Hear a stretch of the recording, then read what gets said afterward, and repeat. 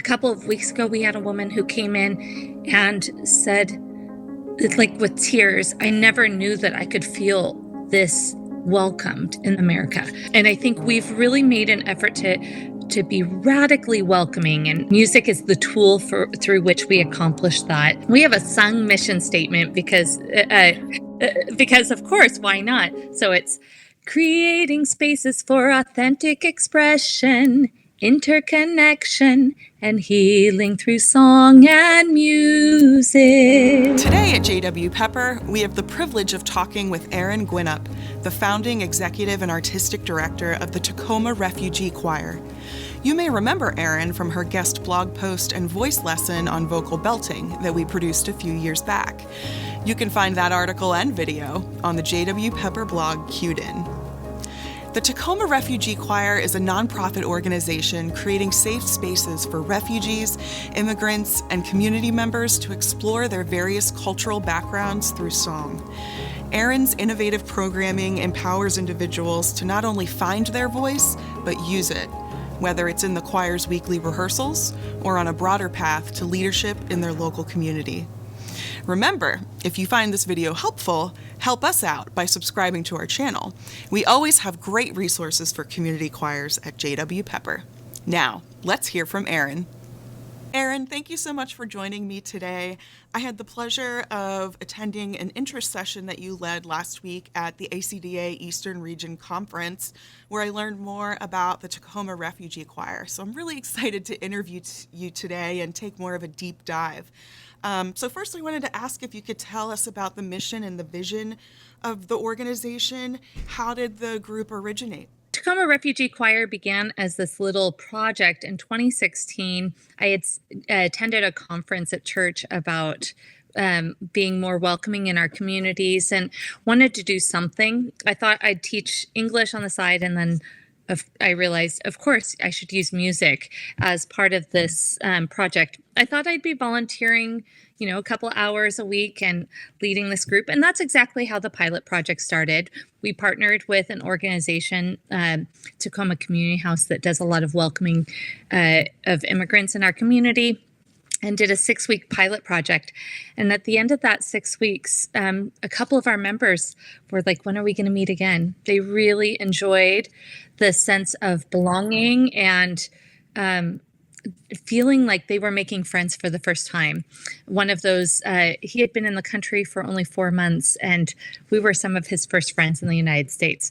So we began the project in earnest in January 2017, and now we're here 8 years later with this amazing community that now includes 45 members. We have representation from 17 countries, but we've welcomed from 73 countries now over the course of our tenure. And Our mission, we have a sung mission statement because of course, why not? So it's creating spaces for authentic expression, interconnection, and healing through song and music. Oh, that's awesome. I love that idea. How did you come up with that idea to have a sung vision or mission statement? I mean, I think it just makes sense when we're talking about how ideas stick. When we're talking to a funder or others in the community, it's a way of repeating ideas to make sure that they become ingrained. We sing them as part of our meetings as well. And it helps us stay on mission, but also is incredibly memorable when we're talking to funders. They remember me after I sing. I imagine.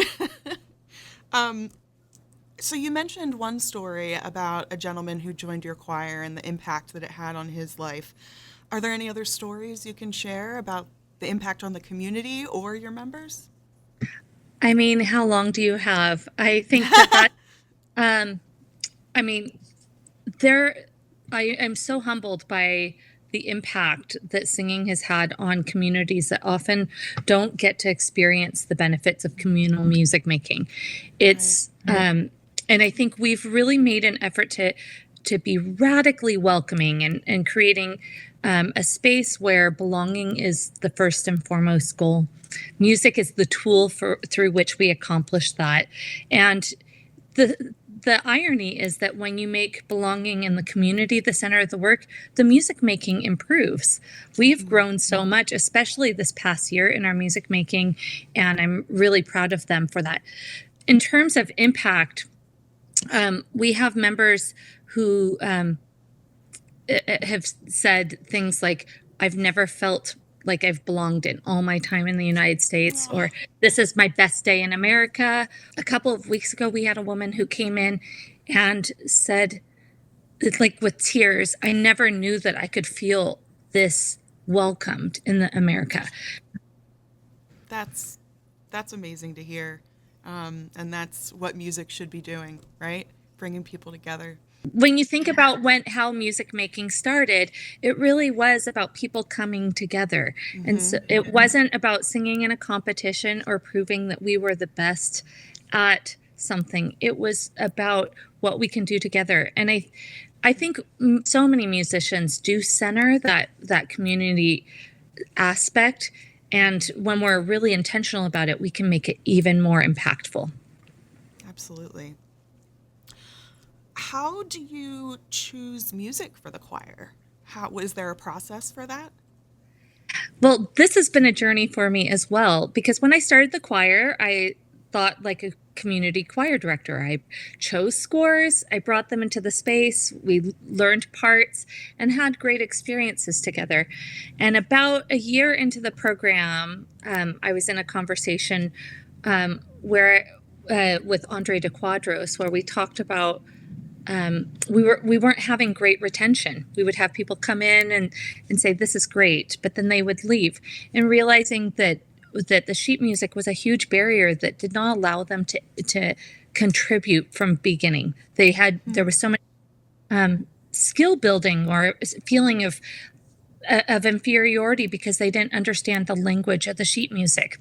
Right. And it was really important for us to create a space where someone could contribute from day one, where they could be part of the music making. So a big part of that was making the choice to use an oral tradition approach to the singing. And that was incredibly difficult and very uncomfortable for me as a director, because I wasn't raised with oral tradition. I love my sheet music. Oh, yes, I'm sure many, many others are in the same boat. But I realized it's okay for me to feel uncomfortable so that our members could feel comfortable in creating music in that space. So now our music making process includes cultural songs that are learned by rote, something like Jambo Bwana, which is sung throughout East Africa, or we do a lot of call and response songs that I'll create. Where we're singing in line and then maybe singing a chorus that we teach.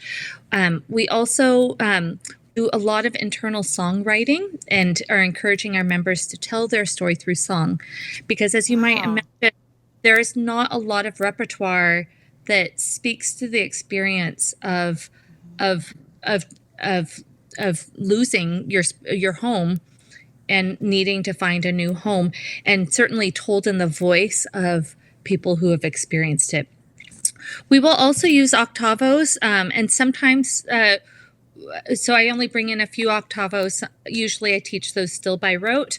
And sometimes the choir members will have an idea on a change that they might recommend, and we'll reach out to the composer and say, hey, do you mind if we make a change? For example, we sang Cody Raven Morris's Who I Want to Be last year. And in response to that, there was a lot of emotions to that song. And one of the members in the room wrote a spoken word like in 5 minutes while we're in the room. And so we created space in the song to put this spoken word segment in the middle of the song, which deepened the impact, and it was incredibly powerful. Have you thought about publishing those pieces of music that your choir has created? We are really eager to do so, and we're excited to explore how we can share these songs that our choir members have written more broadly. Oh, that's wonderful. I'm sure many, many who are so glued to our sheet music would appreciate a resource for helping us teach by rote and using that oral tradition. How what challenges have you faced leading a choir from different diverse cultural backgrounds? Yes, as you might imagine, people from different cultural backgrounds have different ways of doing things. They also have different needs. And so one thing that we try to be intentional about recognizing what does each choir member need. If we see that someone is not contributing, is there something that we can do to make sure that that person feels psychologically safe and has trust built so that they can best contribute in that space? We also have people from backgrounds whose countries literally are at war with one another, and that brings a lot of emotions into the space. And I think one of the things I'm most proud of is creating a culture where we see each individual and can love that person regardless of circumstances beyond our control. That's fantastic. You have an upcoming symposium I saw recently that's, I think, maybe about a week and a half away, called From Welcoming to Cooperation. Can you tell us more about the symposium and what your key objectives are? Absolutely. This is kind of outside the box for a choir to host a symposium, but what we've realized is that over the last 8 years, we've learned some really impactful lessons about what is needed for someone to feel welcomed in a space, and how we can create the circumstances for individuals to contribute and belong. I think one of my guiding principles is one of our board members, who was a refugee in his youth, answered the question, when do you stop being a refugee? When you can contribute and belong. And I think that that's so important, to be able to create spaces where we've overcome the barriers that prevent someone from being able to contribute. And that then we create that culture of belonging, because you can't belong if you can't contribute.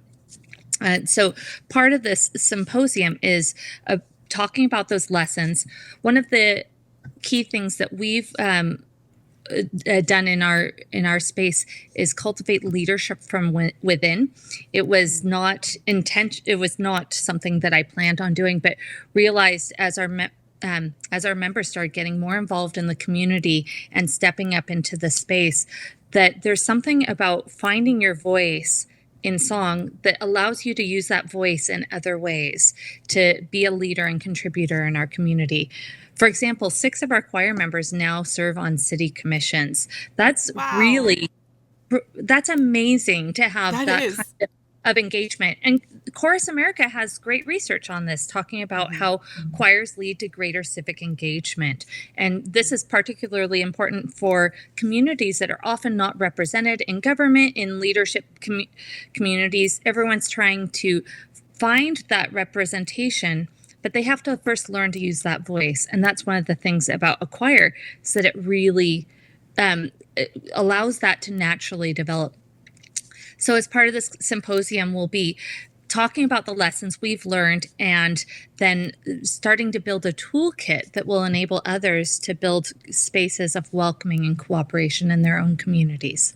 How do you measure the success of your choir and your program in terms of the impact it's had on singers as well as in the community?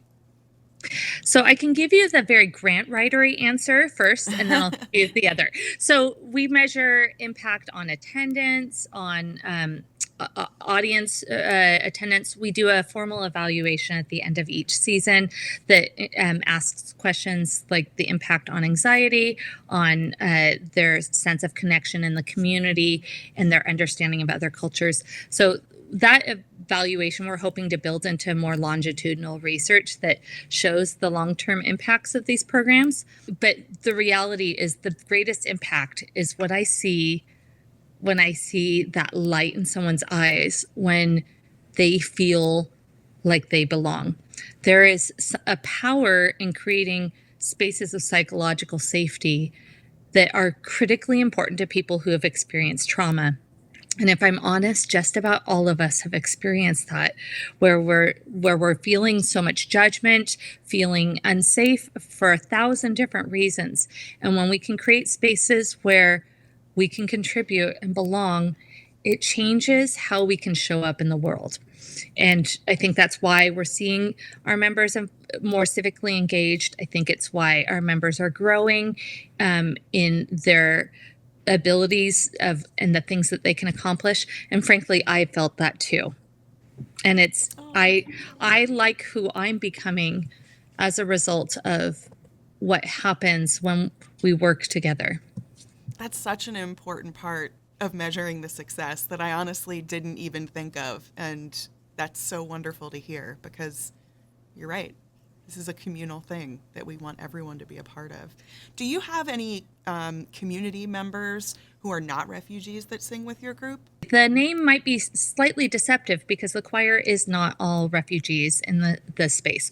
Our current membership is 45 members with 17 countries represented, 52% of which have lived experience with immigration. Not that of that 52%, not all are refugees, and there's lots of different categories from which people might find themselves in a new country, and we are not discerning about that. One of the things I've learned from studying other groups in Greece and England and Canada is that finding a balance is really important. So because no one comes into the space as, oh, we're the people who are serving and you are the refugees. That hierarchy is really dangerous and detrimental to the ideas of everyone being able to contribute. So we say that everyone's coming in this space is seeking belonging. It's no one's there to serve. We are all there to partake of this community and belong together. And the irony is that when you have that kind of equity kind of space, people that may have often been underestimated rise up to contribute in ways that I never would have guessed. It's really beautiful when people are allowed to unleash their potential. In what ways that you previously had a very traditional choral rehearsal, how has that adapted? Are there examples that you could share with us? Absolutely. I think our rehearsals, we really try to make them fun spaces. In all honesty, people will come in maybe limping in emotionally into the space. And our goal is to lift by the end of that night together, that we are transforming our mood through that space. We prioritize connection with one another. So in addition to our warm-ups, and we do a lot of stretching because and just getting connected with our bodies, because when we're connected with our bodies, not only do we sing better, but we feel better. And so and then we do check-ins. So we'll have each person check in. Sometimes we'll do it in a big group. Sometimes we'll break into small families so that they can talk in a group of 5 or so to connect, and then we'll come back. Because when you can acknowledge the pain that someone's experiencing, then it's a lot easier to move on. I think it's really important to not just brush the difficulties under the carpet, but you don't want to dwell there. And so we acknowledge the pain, and then we move on with our rehearsal, teaching mostly by rote. Choir members will be introducing songs. Some weeks we'll do improvisation exercises or harmonization, because we're creating these arrangements together. So it's always skill building that looks a lot different than skill building sight reading, which is what I might have done previously. Now it's, how do we do parallel harmonies? How do we, let's explore different ways of creating harmonies. And I'm really pleased because once you know that, then you can start getting more creative. And now we're starting to get some crunchy chords sometimes, and that makes me so proud. We can put some of those seconds against one another and hold them, and they're creating those harmonies. One of the realizations I made was that if you don't learn to sight read during your school years, there's very few on-ramps to being able to participate in a traditional choir. It's really important for us to consider as choir directors how we can ensure that someone who didn't miss the on-ramp isn't shut out on the benefits of singing forever. How do you involve instruments from other cultures or other traditions? We have a staff accompanist who plays piano, but it also plays some other instruments as well. We typically have a percussionist there at all rehearsals, and I think we have 3 or 4 now, so they'll trade off. And members will bring in instruments. I've learned of a lot of different percussion instruments that I didn't know previously. We've also done a lot of collaborations. For example, last season we did a year-long collaboration with a Mongolian trio. So they would bring in their horsehead fiddles and hammered dulcimers and special flutes and such. And we created together. We sang in Mongolian, which was a wonderful challenge. And we're learning new instruments every day. I just learned about Venezuelan bagpipes, which I didn't even know was a thing. And so it's beautiful. It's beautiful to bring these instruments in and explore how it changes the color. And it's always changing because the group is always changing. But as we try out these different collaborations, new possibilities emerge for what our music can sound like. How do you prepare for a performance? Do you always have the same singers performing? We have more of a membership base for our performing program now. So I generally know who I'm going to see at a performance, but it's not typically the entire choir. We do 2 main performances, both in December and May, and then we do a smattering of other performances in the community. And it's usually based upon who's available and what is the setting to determine the repertoire, what are the instrumentation, whether we're hiring guest artists, like we're working with a Brazilian artist tonight, and what are the possibilities that become possible with those collaborations. I just referenced our second space. So in addition to Tacoma Refugee Choir, we have a second space called Harmony After Hours, which is our drop-in space. And we bring in guest artists, such as the Brazilian artist that we'll have in tonight, who's a teaching artist who will introduce Brazilian songs to the group. We've done Ukrainian and Zimbabwe marimba. We've done gospel music and a number of other artists, and it's so great because it allows me to learn from other teaching artists from that cultural heritage, and then explore how we can collaborate together in other ways. I'm sure this is a difficult question to answer, but do you have a favorite or most memorable experience with the Tacoma Refugee Choir and their performances? Singing at the ACDA National Conference last year, and how the entire room was weeping at our performance that helped me find a home. I think it was really important for our choir members to see that they were accepted in the broader music community. As such a niche kind of choir, I think there's this perception that what we do is not related to the rest of choral music. And to feel that sense of warmth and acceptance, I think, was really validating. And of course, the way that they pulled together was really meaningful to them. You've created music videos, one of which you shared at your recent session at the ACDA conference. Can you tell us more about that? We created our first music video in early 2020 before the pandemic about the census, and it took off, and it was really such a fun project because in past choirs, I haven't been part of making music videos. And then we created more videos, virtual videos during the pandemic. And it's since become a tradition in our community that people really want to be part of. And it's really, it's one of our ways of not only making music and formalizing what we do, but also connecting with community. Our Everyone Can Love Someone video had over 100 people involved in that project. And there's something amazing about seeing yourself on camera and being able to tell a story that you've told through song as well, that's been really meaningful. How can we get in touch with you and support the Tacoma Refugee Choir? We have a website, refugeechoir.org, which we would love to have people visit. You can learn more about our concerts and programming. You can also donate there. Donations are a really important part of how we're able to carry forth this really impactful work. Thank you so much, Erin, for joining me and J.W. Pepper. We really hope to work with you again and see what's coming next for the choir. Thank you. We hope you enjoyed this video. It's always inspiring to hear from community choirs, especially those that are doing amazing work for their members beyond singing. Erin's work with the Tacoma Refugee Choir is really important, as you heard from some of the moving stories of her singers.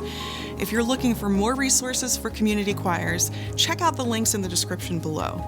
Thank you for watching, and we'll see you on the next video.